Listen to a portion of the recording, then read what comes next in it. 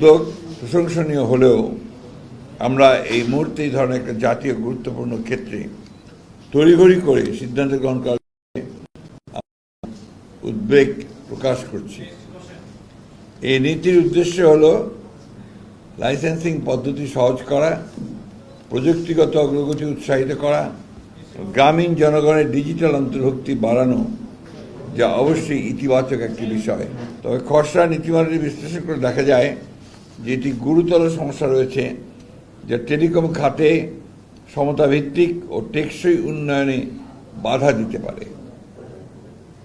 BNP গঠনমূলক মনোভাব নিয়ে এই খসড়ার সম্ভাব্য দুর্বলতা, অস্পষ্টতা এবং বড় মোবাইল অপারেটরদের পক্ষে অধিক সুবিধা পাওয়ার কিছু ধারা তুলে ধরেছে, যা ছোট ও মাঝারি ব্যবসা প্রতিষ্ঠান এবং স্থানীয় উদ্যোক্তাদের ক্ষতিগ্রস্ত করতে পারে।